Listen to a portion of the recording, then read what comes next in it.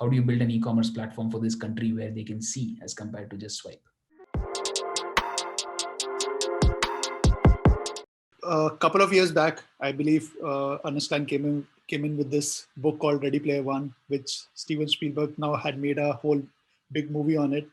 And we also had a bunch of things coming in the last bunch of years from like these eventful things like in 2016, Pokemon Go came in, and earlier last year, Harry Potter, again a new game from Niantic on again based on AR came in.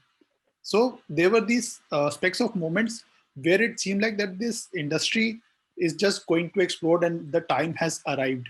We were just previously talking about it's very hard to time the industry and whatnot, but these were so incredible and big events that paved a way for many more inspiring entrepreneurs to like start up businesses and generally people who were enthusiasts to explore more deeper in the scene.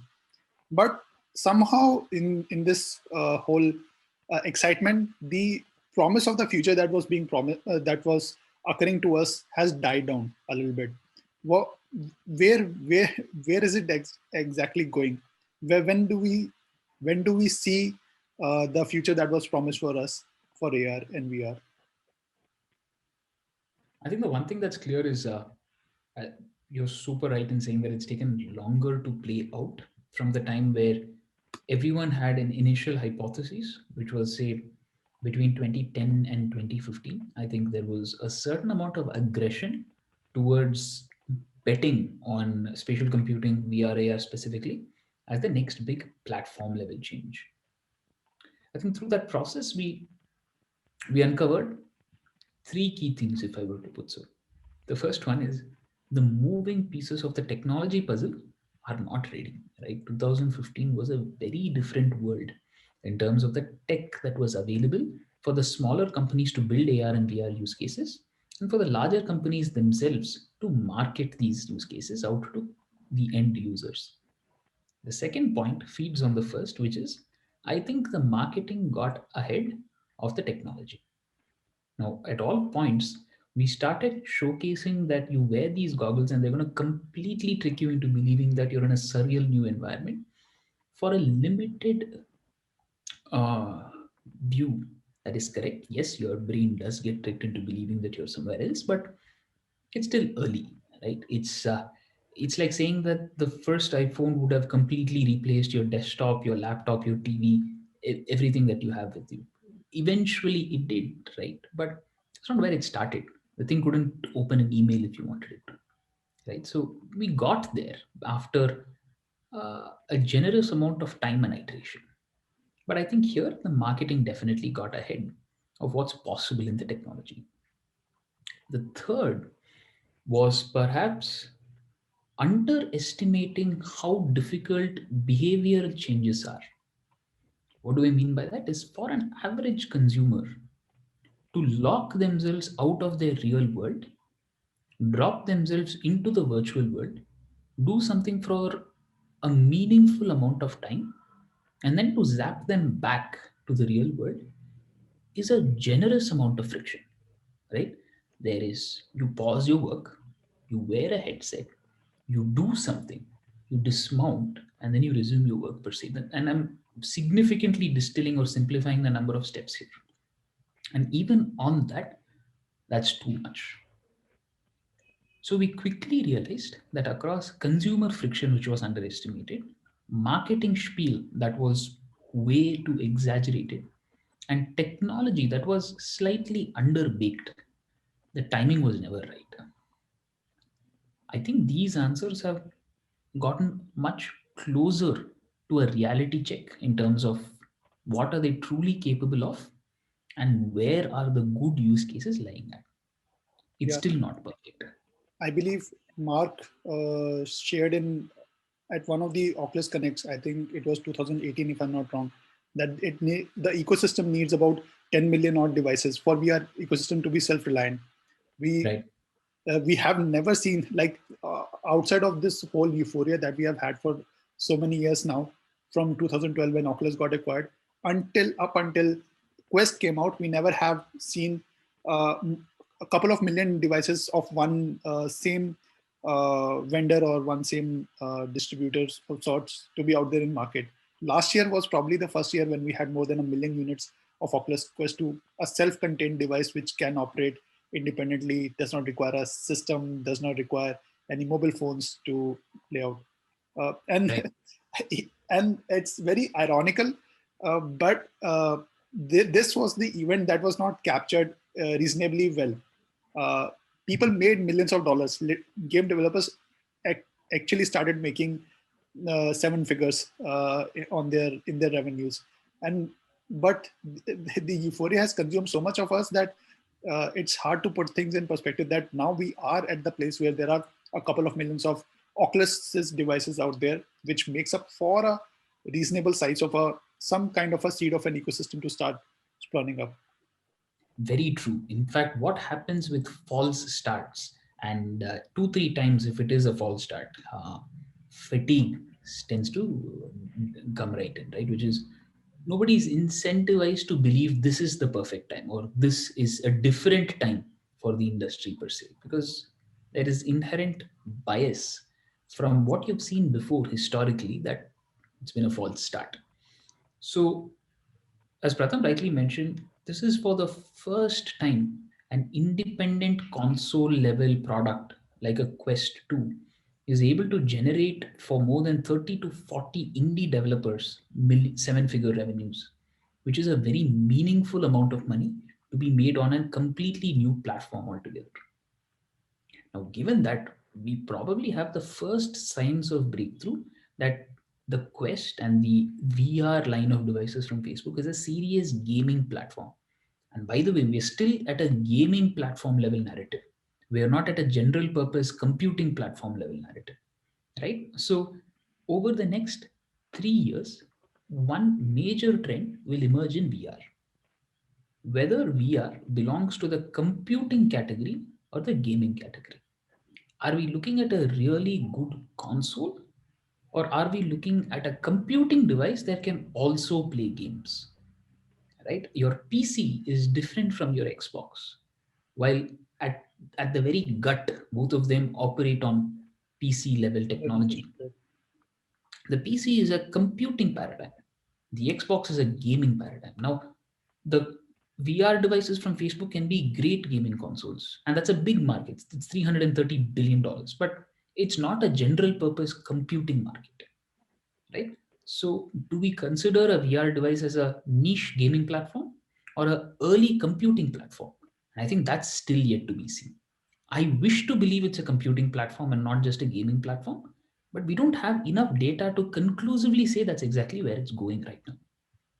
The second part that would emerge is augmented reality as good as just snapping a picture, which is today the friction with AR is lesser. But at the same point of time, you're not waking up out of bed every day and thinking, let me drop a elephant in front of me and see Yeah, how it right. is doing, right? You're possibly waking up and thinking, let me grab a good portrait mode picture of myself. There are some behaviors that are a little more deeply entrenched than the others. So the second shift is for AR to become boring, right? When you do a Google search, you're not tickled, you're not finding that exciting, right? It's a fairly boring task. When you scroll mindlessly through Instagram and Twitter, it's a boring task. It's engaging, right? Like it keeps you hooked. It's the dopamine is all there, but it's a fairly boring task in terms of you know what's going to happen, right? With AR, it's not boring yet, right? Like it's a whole new oh my gosh, the camera opens, I'm able to do this sort of moment for a lot of consumers even now. I think the moment AR becomes boring by usage and pattern recognition, which is this is what AR does, this is what I'm supposed to do to invoke something in AR. I think customers will also find it much easier to appreciate the use cases that AR has to offer. It's almost like dropping a face filter on your face. It's gotten fairly boring. When I say boring again, I'm not meaning in an engagement sense, but I'm meaning in an expectation sense. I know a filter is going to do something to my camera, which is going to make me look funky, right? And how do we ensure that now that same pattern is translated out to every part of the augmented reality stack, and then making the customer appreciate it not just for the fact that It works, but is able to meaningfully change the way they interact with the world around them. Yeah, it's an interesting thought. I've never thought about the whole process, making things boring enough so user uses it every day, but the results that comes up after using it excites you. So not the process of using it, but the results after that. Yeah. Precisely. That's like a really interesting note. Yeah, but apart from that, like the question that I'm supposed to ask is coming from a person. How to get started with VR as someone who is a developer or someone who wants to work in this industry? What kind of thinking should have, and what kind of does it depends on imagination more than the data right now, or how do you tackle those things? Because it's a completely new behavioral pattern that we might see emerging in human beings as well. Very interesting. I think VR and AR about 2 years ago used to be like the Wild West. Absolutely no rules. It's a free for all. You just jump right in and you Figure sort out. of Yeah. putty your way around. I think since then there has been some amount of formal literature that's started to exist, but we're still in early days, right? So if you do want to break through into virtual reality and augmented reality, there are 2 to 3 accessible avenues for you to get started. The first one is probably understanding the web stack, right? Even before you try to jump into VR and AR at its core value proposition, the chances of you appreciating a web stack already remain high if you're a developer. So if you understand how the web works, and that allows you to Trojan horse yourself into VR quite nicely. Today, there are existing frameworks, right, from open source niched out game engines like a Play Canvas, to something like an A-frame, which is a declarative framework for you to build virtual reality scenes. Now, while these might not be the most visually compelling results, you're not going to build a GTA or a Skyrim using this. It's definitely a great start for you to understanding and appreciating the heck is VR even about, right? And the same with augmented reality. So Google has a bunch of initiatives, and the open source consortium, or the Chronos group as we call it as, which is a bunch of companies that come together to set standards for the web per se, launched something known as WebXR, which is a device-based API that allows you to build some really cool projects using web technology that makes AR accessible right from your smartphone. So WebXR means that if you're a web developer, you can actually retrofit yourself into becoming a fairly robust AR developer without too much of the learning hassles that go behind it. If you choose to really grind it out and want to go from a beginner to an intermediate to an expert, you probably take up the more battle hardened path like what Pratham does, where you end up learning Unity. Now, Unity is a little bit of a Pandora's box in itself. You start learning it and you realize the depth of how much you can push a game engine is significantly high. Game engines are possibly one of the most versatile pieces of software that are out there. And while that's an advantage in terms of it practically allows you to build anything that you want, that also means that you're really swimming in the deepest end of the waters here.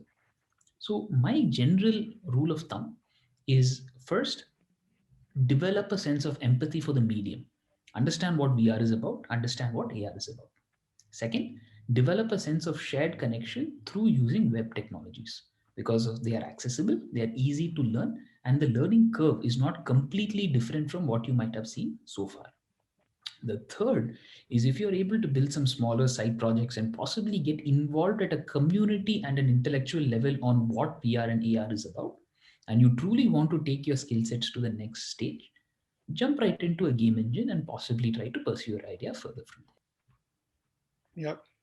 Cool. Just a small Cool. comment on that. Yeah. I think both gaming engines and all the technologies that are being used to advance AR and VR right now have a, even if they have not found their merit in these same technologies, there have been like other branches that have sprung up. Like for yourself, e-commerce is probably one of the things where its merit has taken shape. Gaming engines used in like bunch of other things, anywhere from AEC to real-time gaming, like paving a street for like something like a Stadia to something like Mandalorian, which has been like shot completely real time. So these are probably bigger use cases that have come out from the similar technologies that were supposed to be building for AR and VR, I guess. Very true. The number of use cases that have mushroomed around VR and AR are possibly quite interesting. In fact, a lot of the background effects that we see today across on our video conferencing software, where it Right. segments the background and drops it around, were made possible because of a number of human or body tracking libraries that were predominantly built from a VR or an AR perspective first up. And then quickly we realized, okay, this is going to be really useful segmenting the human from the background and thereby changing the background as well. So these are some very interesting offshoot tangential use cases, which often at times have more implicable value as compared to the actual product in itself. Yeah. You have spent a fair bit of time in US, and I believe you have done a reasonable amount of business also there, both and have studied there as well. SBS graduate, shout out to them. Like they need more. But yeah, so what is your take on like the parallel that you would draw for ecosystem that is bringing about or coming about in the US versus here in India, when we specifically talk about AR and VR? Very interestingly, I believe I would sort of put it in a phrase that is exuberance without an agenda, right? Which is you're really tinkering with the technology and you truly have a lot of joy being associated with a very, very, very narrow niche of people. And you're doing it not because you want to, or your manager told you you need to, or your company has a mandate to explore the technology, but you're doing it purely because you're so much in love with it, right? And the amount or the proximity between people and the technology stack they love, and hence how much they decide to work on some products like these, is almost a tenfold difference, at least in the AR VR industry, as to what I was able to observe in the Bay Area. Which is why some of the best ideas and the most audacious goals that they were setting to themselves was a lot more palatable from the perspective of just striking a community, a conversation, and then eventually a company around. But it never started with the motive that let me build a company, and I think AR and VR is a hot space to possibly do it as. And that's probably where a lot of the bad ideas start off at, right? Because you're not going bottoms up. A lot of things can come top down, but good ideas go mandatorily bottoms up from your customer. And you serving as the advocate for the technology means you end up paying a lot of attention to what the customer is, who he is, what does he want, so on and so forth.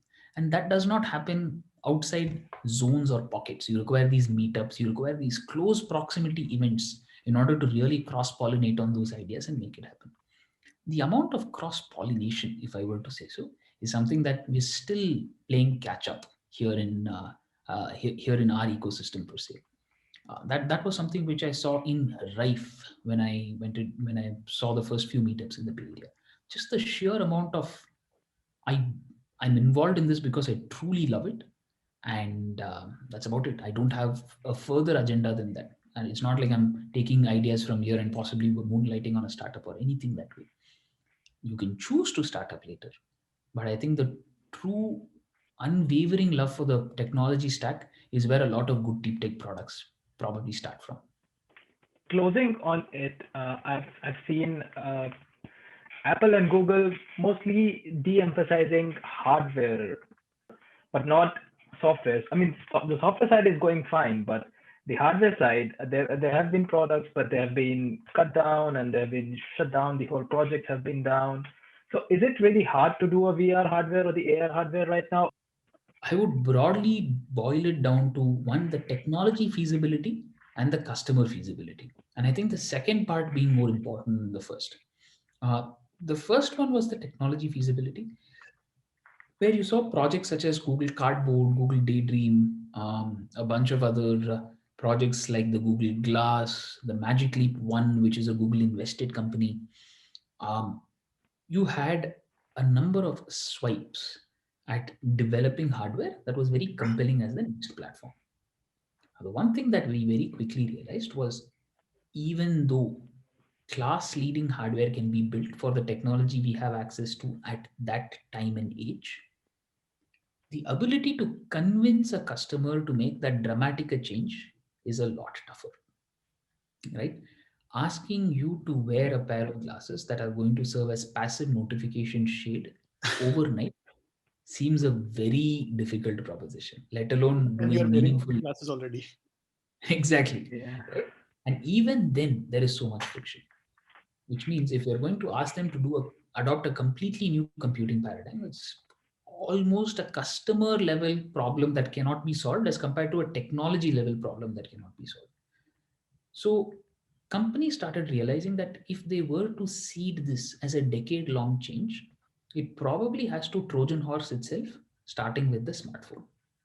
Where if I can slowly start incentivizing a user to go through this behavior, I can possibly then push them across the cliff to go to the other side.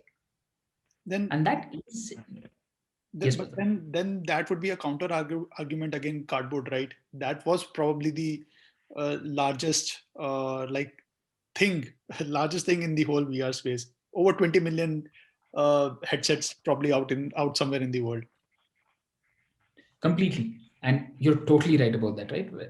Cardboard was probably the most accessible way to get started with VR. I think the limitation with cardboard was a little more on friction and content. When I say the lack of friction is a great way to Trojan horse these use cases, I'm actually trying to see if we can completely remove everything in the puzzle, which is the smartphone and the user are the only two devices in action or in tow at that point of time.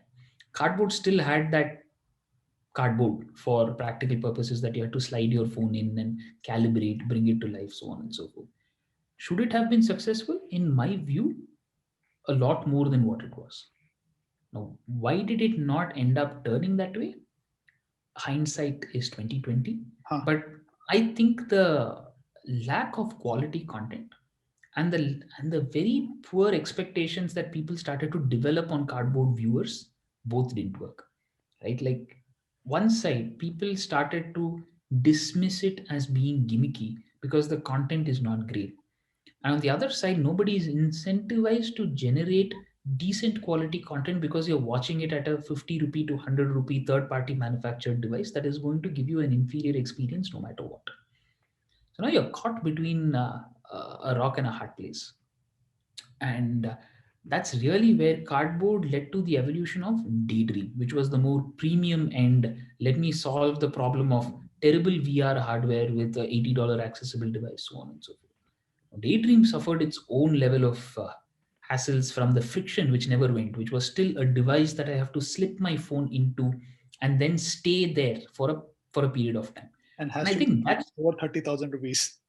Not exactly, and that's almost anxiety inducing, right? Which is if I'm going to watch a movie for 20 minutes and I don't know anything that's going on my phone for those 20 minutes. That's practically asking you to sacrifice your phone for the experience. It's not even a trade off, it is a trade in, right? You can't do anything else but be zapped into VR and back. Now, instead of that, I think where AR and inevitably the industry might move to are pop in, pop out, light and medium touch experiences. You zap in to augmented reality, throw something in AR, it's only your phone and you, move around it, you're done. You capture a picture, a video, share it on social media, you're back. Right? So now I kept you at the context of your real world. You're doing something, you still have your WhatsApp messages flowing right in, your phone's with you, you have a sense of ownership over the use case. You capture what you want to, and you're done. But at no point of time is this any different from capturing a picture, recording something for Instagram. The user behavior requires no supplanting change, but a subtle nudge as it moves forward. The same thing with the Quest.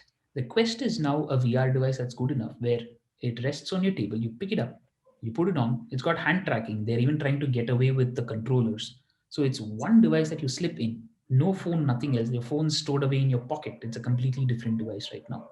You play with the Quest with your hands in, you're done, you pop it out, and you're good to go. So I think we're going to find AR and VR being small bouts of sugar across the whole day, where there are these moments where you zap in and zap out. So we're not going to spend hours or days inside a VR medium or an AR medium, but rather start by spending a minute, 2 minutes, 2.5 minutes over a whole day, by the way, in terms of taking it forward. Your power users will go from 2 minutes to 20 minutes. Your laggards would go from 0 to 2. And that's probably where the hype cycle becomes a lot more realistic for you to bring to life. Yeah, I remember the time that I used a VR device for or about an hour and a half. Like the minute that I came and stepped out of the device, I was literally trying to teleport myself here in the in the physical world. An hour and a half is a real solid amount of time for you to spend in Yeah. VR. You're a huge outlier there. These incidences were seldom, like only once or twice. But anyway, For sure. but staying on Google for a minute more. I mean, they have probably been the ones who were the mover of the whole of this field in the first half of this decade, 2010 to 2015, anywhere from glass to cardboard to daydream to Google Tango. Now what we know it as AR Core, right? All emerged from there. Like you rightly mentioned, not everything spanned out properly, particularly on the hardware side. But we would not have had Slam the way that we have now had it not been for Google. But and like Rajat was mentioning, would we see a good amount of uh, right precedences, if we can say that? I mean, AR Core hasn't yet uh, dominated the market, so to speak, but they are certainly much better off than where cardboard left in. So what is your general understanding with this whole investment disinvestment process in this space by Google or giants like them? Right. Even outside virtual and augmented reality, I wish to view Google as a highly experimental sort of work culture or company culture that is set out, right? We have seen in multiple occasions where products tend to compete with each other. You have Gmail, you have Inbox, you have Google Keep, you have Google Yeah. Tasks. In fact, on an existing portfolio of perfectly normal non-AR VR products, you have a significant amount of overlap or a significant amount of internal competition between a couple of products for similar use cases per se. So Google and the Google graveyard, as we call it, as more often than not, is a very deliberate attempt to build products at an experimental mindset and not be attached to them so that you can pull the plug on them when you want to. And now that tends to work to your advantage in terms of maximizing your bets, which is you understand what's working and simply double down on that and completely disregard the rest. But for the smaller startups, companies, and developers, it's a hugely concerning amount of volatility that you never know when Google is going to kill a product, right? And now that kind of hurts. Yeah, Kind of hurts because if you're asking a game developer to base their entire next release on AR core I'm with sorry, this sole assumption.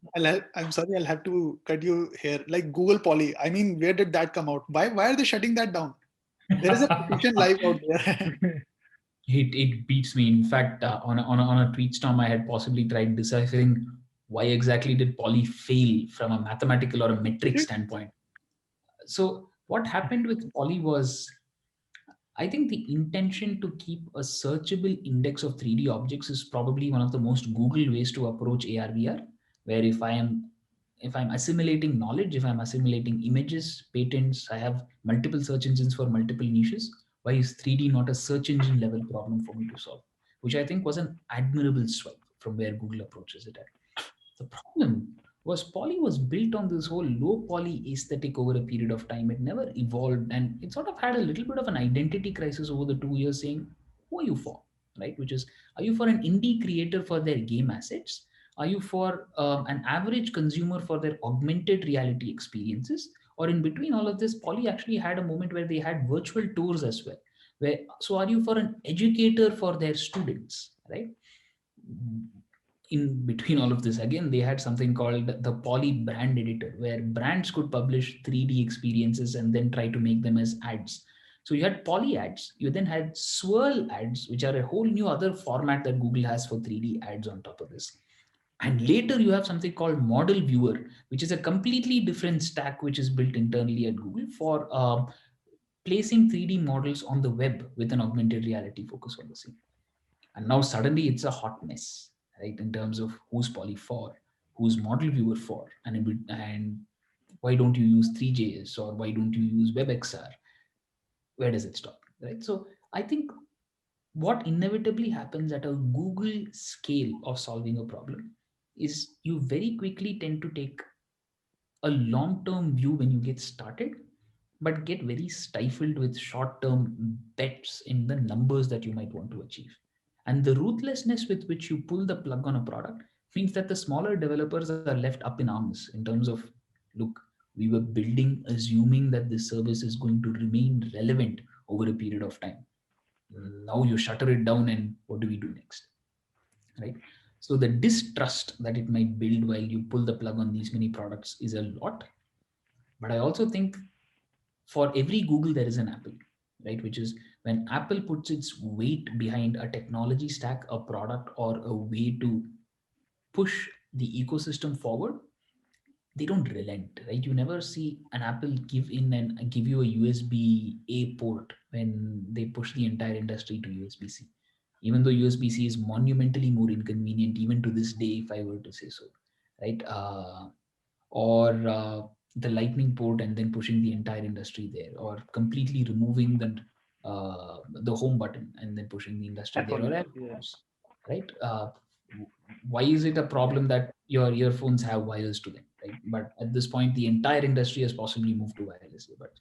So I think Apple has, if any company possibly has the ability to move ecosystems, it's possibly Apple, right? They take long, hard, deliberate bets on what they're supposed to do, right? You're not trying to wing an experiment, if I were to say so. So Google's built on the culture of experimentation, while Apple's built on the culture of solidity in terms of putting their weight behind a certain initiative.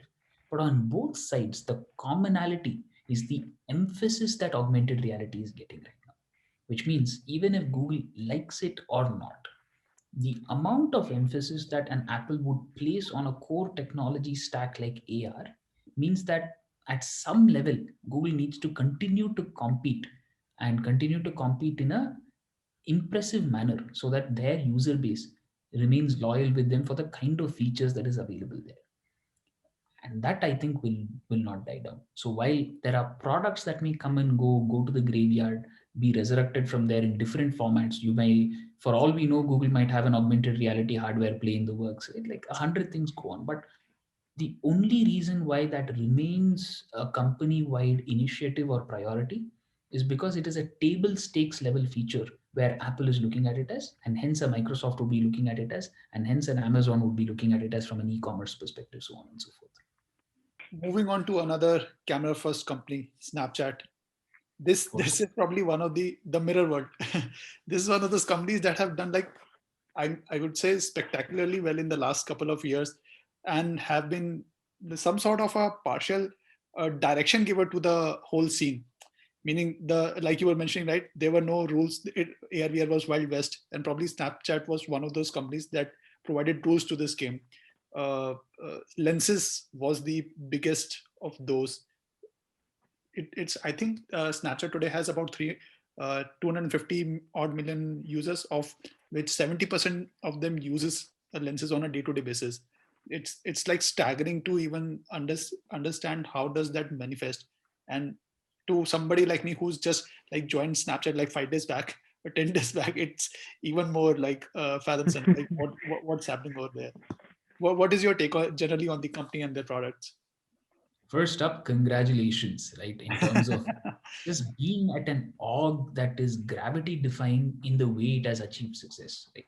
When you look at a traditional social media landscape or spectrum, the odds that Snapchat had to defy in order to get to the success where it is at right now is almost unheard of, right? To build a social product around a niche, break away from the niche, and continue to invest in the camera as the whole identity of the company, and be successful with that investment while you have incumbents which are huge at 2 billion users as a total user base per se, is no easy task.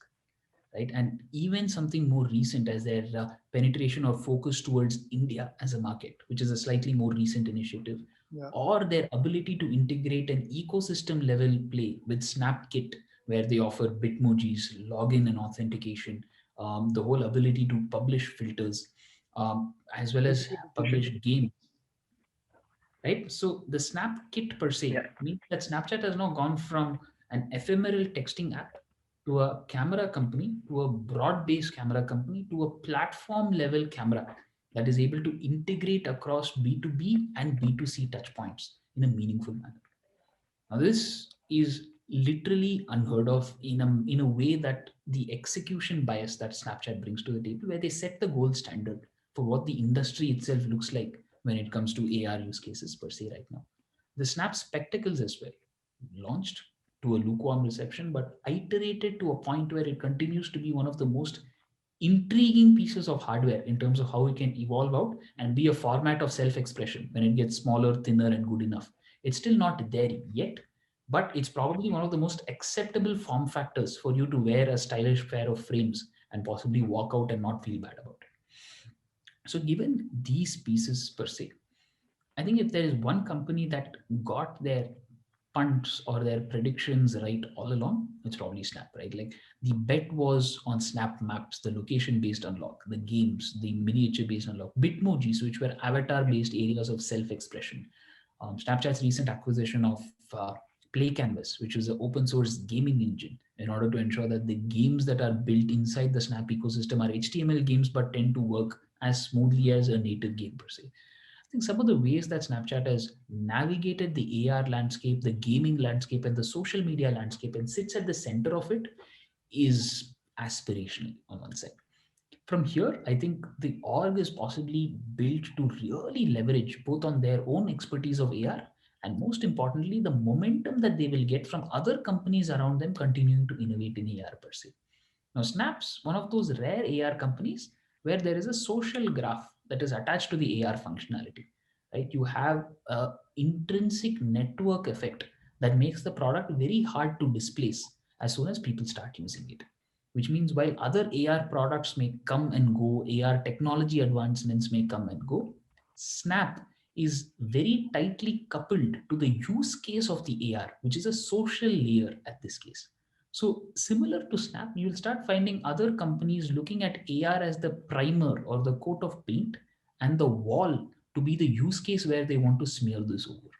Now, this could be social media, this could be marketing, this could be entertainment and sports, where there is such large unlock of value. If the first company that can possibly understand where the crossroads of a sporting event and augmented reality could come to picture, there are just ways, manners, or even education for that matter, right? Where I don't think the true depths of where an edtech platform could leverage on AR is being done just yet.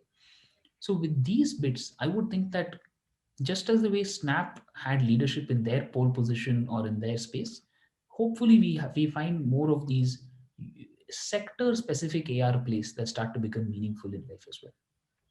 Like retail with Flipkart and Scapic. I did not want to do that plug, but thank you. All right. But yeah, there is one of the, I Yeah. mean, there are a bunch of things that they have built, some of which I didn't even know until recently. Like lenses and Snap spectacles are still fine. Two recent things that I found out about Snapchat was once Spectacles 3 is available in India. I did not know. I did not know that you can go and buy it. It's got some 30,000 bucks and it's available on Flipkart again. It is. And this other crazy thing I did not know was Snap camera. How like and it's beautifully integrated with Zoom as well. Like so Absolutely. that is something that I did not even reckon that they would be doing. Like moving out of the mobile ecosystem and going desktop, laptop heavy. That was And strange to see. and that really pays a lot of homage to the company's positioning statement where they say they're a camera company and they're not faffing about it, right? Which is you're not an app that's just that's just claiming that you're something above and beyond your true use case. In this scenario, you actually thought of a laptop webcam and you built a whole other product around it which continues to lead that category for how cool you could make an average Zoom call be like. The developer ecosystem that Snap fosters, the Lens Creators Studio that Snap has, the way that they've been able to architect a lot of easy ways for you to get started, either as a lens creator, a content creator, or a consumer, is second to none. And the app is built on a deliberate amount of being contrarian, right? If you notice Snap's UI, it's not adhering to the strict rules of how apps are built. You've got swipes everywhere. You've got big, bold utilization of content feed pieces, formats. The whole USP of Snap is around the fact that it appeals to an audience which the old guard simply don't understand. And that audience deeply respects the camera. And hence the camera is sort of where we are moving at. Pratham, you're a real exception to the rule in this case then. Yeah, I mean, seriously, I've been trying, but I do not understand it yet. At least not good Right. enough. Oh, I was struggling. Very recently, I was convinced to download Snap by this really cool designer. And ever since that time, I've been trying to flick and swish around the app. I have been told that just stick to the basics for now. You should be able to do fine. But the more I try uncovering the app, the more I realize every other app works very differently to what Snap does. It's got its own cult code of sorts, right? People tend to associate to a cult a lot better, right? Or a tribal feeling that you get while using Snap, which is I know something that the old guard does not, and hence that makes me and my tribe of people a lot easier for me to relate to and access to. And that's the Yeah. kind of close sense of the the nodes in the social graph that Snap has. Is the number of nodes is smaller, but the kind of connections that people end up developing there seem to be a lot more closer as compared to most other social networks. And also maybe, I don't know, probably serendipitously, they were probably the first to figure out that the whole social media movement would also go from far open-ended to like private, private groups, Absolutely, right? absolutely, absolutely. Yeah. I think stories continues to be the most important software innovation from a social stack of the whole decade per se. Right. So moving on from the other place of the industry to the mammoth, Facebook, who has been like the ultimate torchbearer for this whole industry in itself. Like if Facebook would not have been invested in this space for the last 5 years, there is little chance that AR and VR could have been like even remotely where it is right now. They just keep on pouring money and resources and brains on top of it. I like you just there is no end to it. This last I mean, this is just like a me fanboying over it. But the last Facebook Connect that I saw, particularly the part where Michael Abrash talked about the future coming technologies, it just blew my mind. Completely, Quite literally. complete. So, like the VR ecosystem, the whole couple of billion devices that we have been talking about would not have been there if not for Oculus. What do you interpret like first on Facebook and Mark's ability to deploy resources uh, like appropriately as a founder, as a ecosystem person, like generally. Right. I think if there's one company, as you rightly said, which has exercised a long-term view and a generous amount of patience and capital allocation to making this industry successful, right on top of the list is Facebook. I think two things that the company really nailed out was an almost obsessive amount of emphasis on owning the next big platform because it has its own amount of value if you're playing a social media sort of game. And the second part was what this platform can be, right? You might want the intent to own a platform, but unless you're right about what the next big platform is, nobody cares. So Facebook had a lot of inertial interest in missing mobile phone as a huge platform level change, and hence there was a huge amount of prioritization saying if anything is the next platform, I possibly want to have ownership over the same, which played well to VR's advantage, which meant that VR, even in the early stages of its technology life cycle, was being treated not as a early niche product by Facebook, but as a general purpose computing platform that still needs time to mature. VR got away with the lens of a general purpose computing platform from the earliest of days because that's what Facebook wanted it to become. And that's what Facebook continues to want it to become. And the biggest advantage Facebook has brought to the table with that is in the Facebook Reality Labs. you possibly have close to 2,000 of the world's brightest engineers possibly trying to chip away at this problem on a yearly basis. And right now, the ad business, as well as what are Facebook's core cash cows, seem to be allowing this kind of research appetite or risk appetite to go with a lot of patience. Now, what that means is a company that's tending to fly high, a company that's having a high risk appetite to a certain piece of technology, and a company that has allocated more than 6 years of its high quality R&D resources towards bringing this technology to life is going to stick it through, right? Stick it through to a point where Facebook's strategy around building AR and VR devices has now gone from big bang launches to working with the community to closely understand what their next big device would be. For example, they recently launched something called Project Arya, which is an augmented reality pair of glasses whose only goal is to possibly have time of flight sensors fitted on the front of the glasses to record depth and spatial and mapping data of what is going on in the world around you.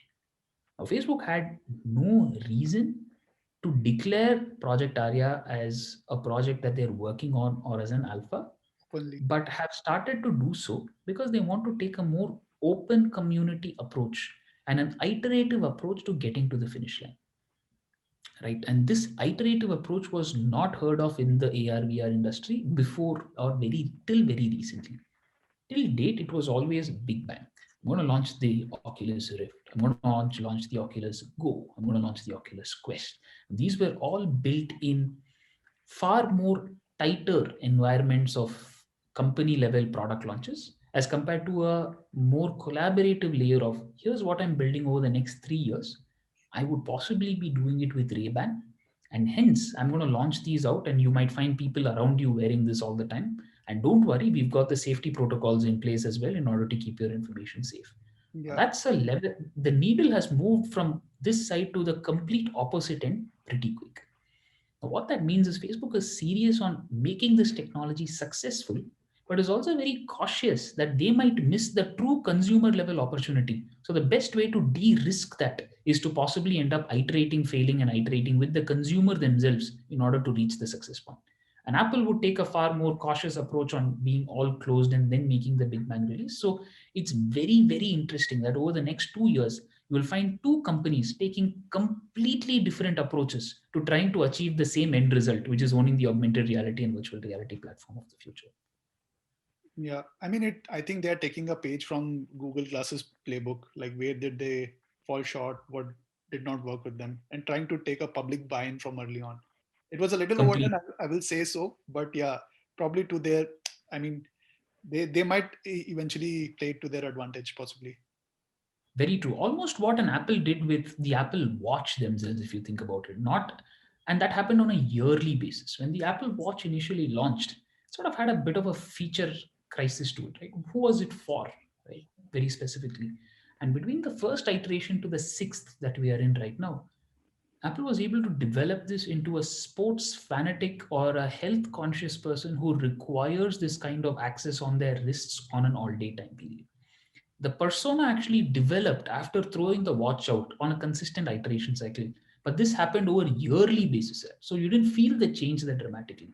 So what Facebook is trying to do is short circuit that process by announcing that a product exists, thriving on the feedback cycle that sort of comes through with the announcement, and then possibly literally building it in the open as compared to building it behind closed doors and then coming out and announcing about it.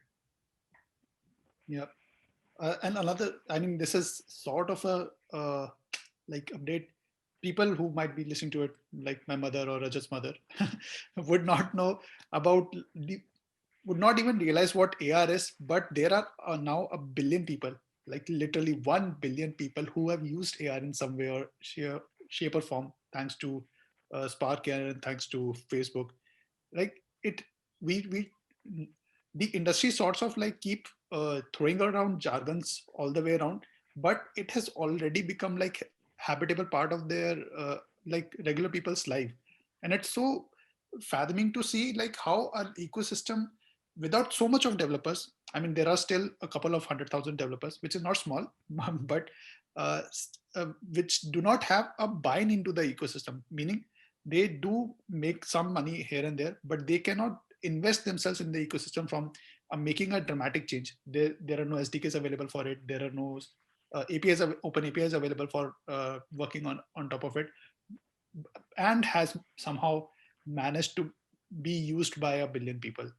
Come to think, Right. that is almost unheard of, and probably even will not be reproducible anytime in the future.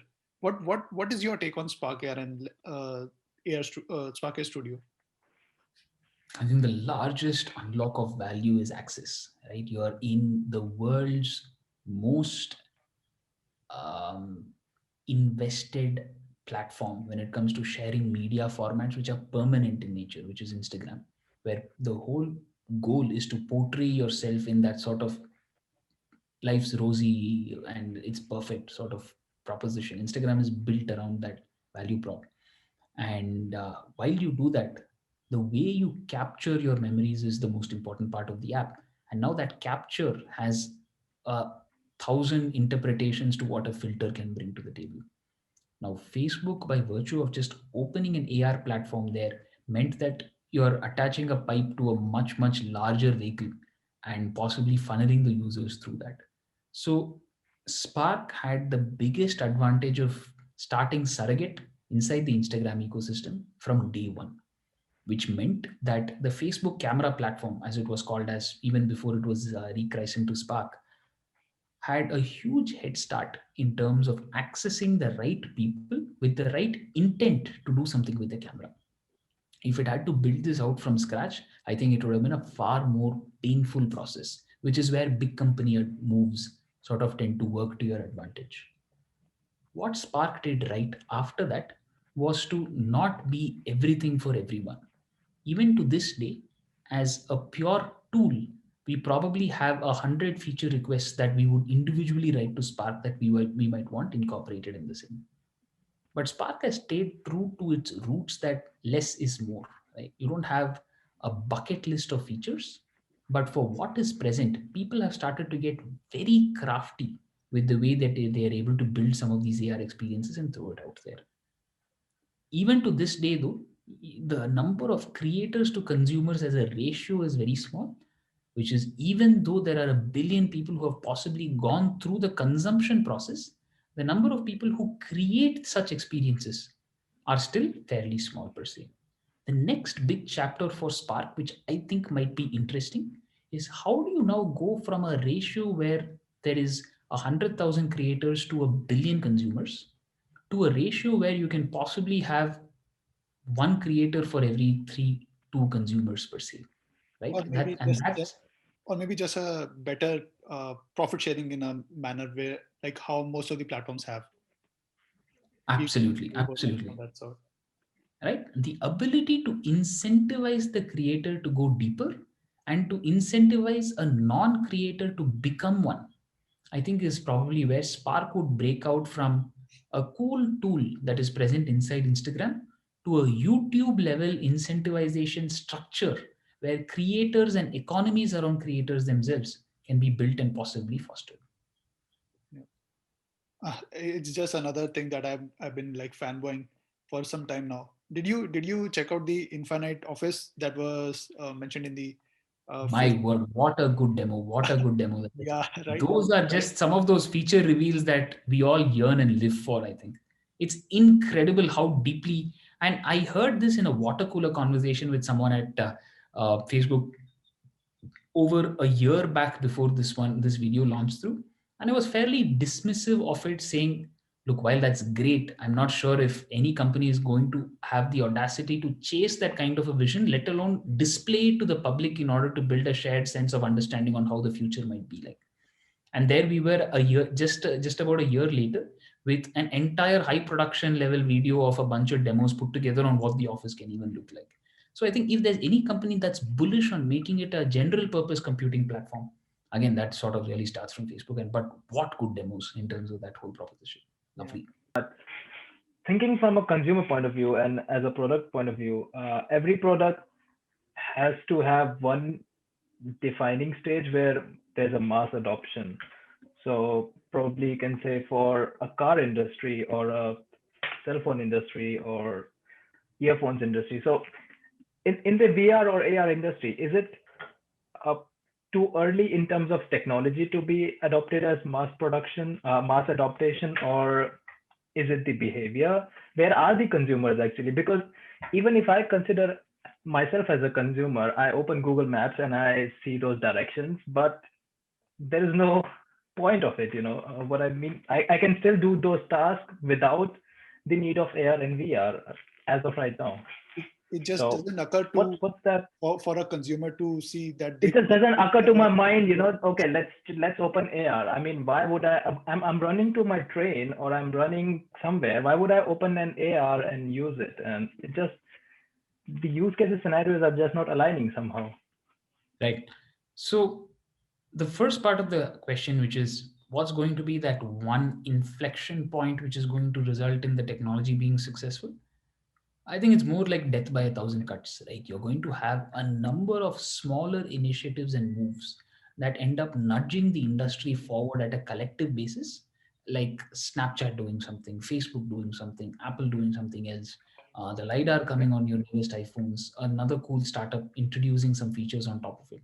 So I think it's more like a snowball as compared to a big bang. Big bang moments definitely exist. The iPhone was a great one, but snowballs are usually slower, but a lot more meaningful in terms of achieving success. We can never go back and have 2007 repeat all over again because very few times in human history does an inflection point like that come through. A lot more realistic as a way to achieving the end goal is possibly starting small, building a flywheel or a snowballing effect from there and taking it ahead. I think a snowball is a lot more likely in AR over the next 24 to 36 months, where you will find several key features that start coming in on social media, education, media and entertainment, marketing, and edtech that possibly drive things forward, with e-commerce also chipping in. That snowball effect drives you forward to the second part of the question, which is why do I care or when should I care? I think the when should I care part has always been this problem statement of pause what you're doing, get into VR or AR, look at what's going on, get out, continue what you're doing. This whole session pausing sort of state, I think, will start breaking down. VR and AR become, or AR specifically for the short term, would become a little more ingrained with the customer journey per se. It's almost like how you use Face ID, right? Face ID is an authentication system that you practically do not think about each time you pick up your phone right now. And you don't think about it not because it's useless. It's the single sliver of hope between you and a stranger reading all your phone's contents. But you don't think about it because it works behind the scenes, right? I think a similar effect would happen with AI. It's almost like Netflix's recommendation algorithms. These start to become Mhm. slightly invisible layers of tech until you need them the most. A good example of this would be how Google uses AR technology across in Google Maps. So, to this right now, when you launch Google Maps, you have no signs that there is even any AR functionality that's broken in or that's baked into the process. But what you would see Yep. is as someone starts walking instead of driving, and they are in a very specific location where this feature can be invoked, you then suddenly find a mascot that pops up and says, would you want to launch your camera? I think I'd be able to show you the way far easier. So now, in that context, for that pain point, for that specific customer, AI starts to make sense. I think that's where AR would be Okay. very useful at this point of time. For example, the way Snapchat would crack that is only when I launch the camera and I want to press the shutter button, am I going to show alternatives to the shutter button with a swipe so that your intent of capturing a picture remains. The ability for me to introduce AR during that intent is where things remain exciting.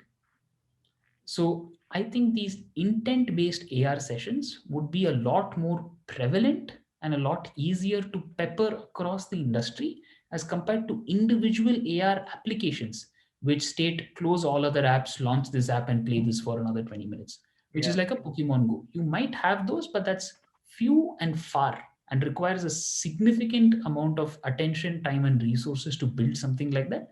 But what I think other companies would end up doing in the meantime is integrating this into their user flow and their user journey for specific spots where it might make sense for them. Yeah, makes sense. Yeah. Okay, I have one question. Okay, the nerd, AR VR nerd in you, who exists, looking at the big company which is Apple, when it launches something with AR and VR, what part of you will get excited? The entrepreneur part or the user part?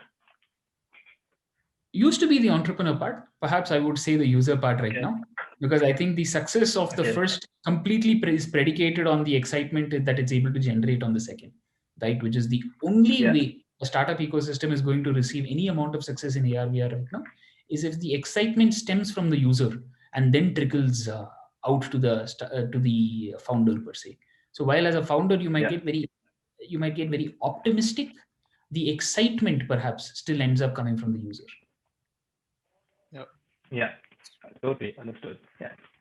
Continuing on that thread, Matayo, PrimeSense, Flyby, Emotient, Polar Rose, Phase Shift, and more recently Next VR, among the one that we know, and maybe tens of more that we don't know about, have been consumed by this company in the last half a decade or maybe a decade. But we don't see the glasses yet. Where are the glasses? The amount of rumors we've been hearing about Apple and the number of attempts at getting those glasses out is incredible. Like at this point, every time I think the answer happens to be 2 years from now, right? Like it's come to a point where if you want to build a company, assume it's not going to happen in the next 2 years and continue building your company. Because I think we have all burnt our hands significantly with the hope that look, Apple's going to come out with their glasses. The moment they do, the whole industry is going to change. The industry might, right? I still am optimistic. When they do, there is a huge amount of impact.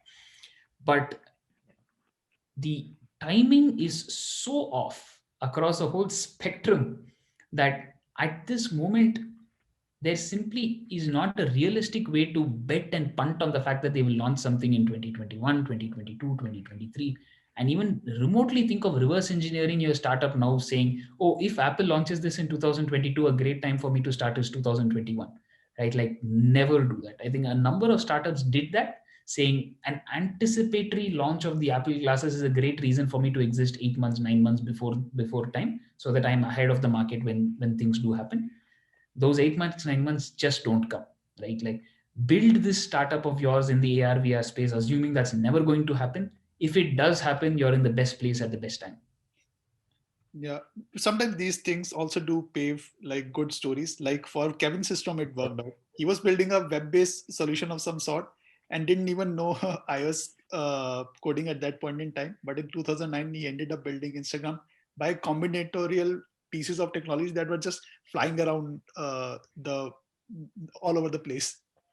Very true, very true. And in fact, a WhatsApp as well, right? Like at some point, we were just making the transition from PDAs to smartphones, and in smartphones, text messaging was still a notoriously difficult problem.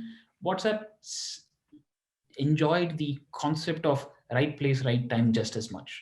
You could have had any other third party client, which was a messaging service that could have taken that limelight up.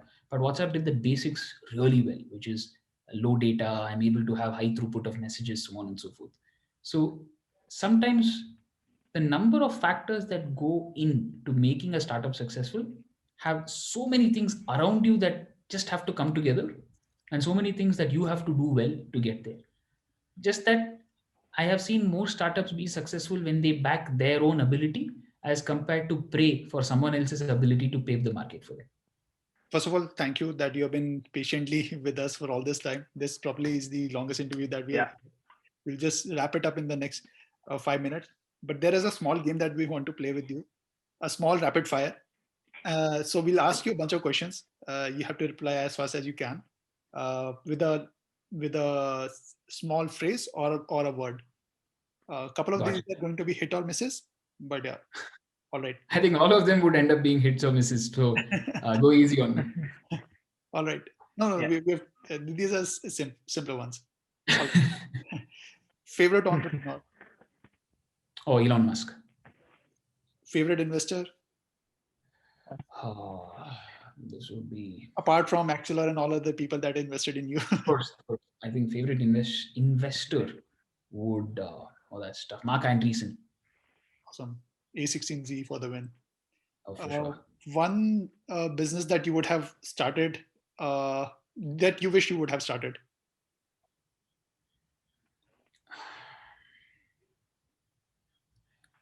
Had a huge inclination towards building something in the education analytics space, which is a way for you to quantify a learning track. I would have possibly pursued that. Okay. Native or web? Or the web any day. AR or VR? Oof. XR. That's not an answer. That's not right. AR in the short term, VR in the long. Okay. 2020. Exit. Very glad we are out of it in more ways than one. Yeah. Next decade. Yeah. Spatial. Bangalore or San Francisco? San Francisco. Favorite Indian XR startup? Indian XR startup. Well, I would put a startup in the XR space by an Indian. This is called Ubiquity 6. They have a product called Displayland. It's no longer sort of live and out there for consumers, but Ubiquity 6 in general is run by this guy called Anjane Bida. And Anjane probably has some of the wackiest ideas in terms of how spatial computing and social media can come together in order to create an Instagram for spaces as compared to an Instagram for pictures per se. So I thought that's deeply exciting. Okay. If you were like, if I put a gun to your head and still ask you for an Indian startup, XR startup, what would you say? I'm really scratching at the bottom here, man. I definitely think the ecosystem in India needs to evolve out a lot more in order to have a good crop of people who are there looking at the startup ecosystem in this way. Okay. Management or tech? I'm not smart enough to do tech, so I'd pick management. Before we end, where is Sai going next? Oh man, now you're putting me in a spot. I think I remain singularly focused on one goal right now, which is we've had a lot of promise around both the technology, the company that I was building, as well as the company I'm a part of now. A lot of that is at the cusp of being realized, right? Like it's nice to say we can impact 200 million Indians. It's another thing to impact 200 million Indians. So I think this is for the first time that the opportunity presents itself at. So you would find me almost rabbit holing myself into an amount of focus there to make that happen. So that's mostly where my time is going to go, which is how do you build an e-commerce platform for this country where they can see as compared to just swipe. This is your first job as an employee, right? If I'm not wrong. This is the first time ever that I'm having a boss and I'm an employee. So when I walked into the campus, the guard asked me, "Are you a fresher or a new joinee?" I'm like, "Geez, I'm a founder, but I no longer can call myself if that is so." So I'm still learning. I'm still getting around to having an ID card with me, but hopefully it should normalize soon. For people who are new, like who stick around this far, how old are you? I would be 25 going on 26 now. So I definitely feel old there. 20 what? 25, 26 now, okay. just recently turned 26. So I definitely am starting to feel old. I'm no longer able to play the age card. Yeah. Awesome. Yeah. Thanks, Sai. It's been wonderful. Thank you for patiently being with us. It was fun. Thank you so much. Take care. Bye. Yeah. Bye.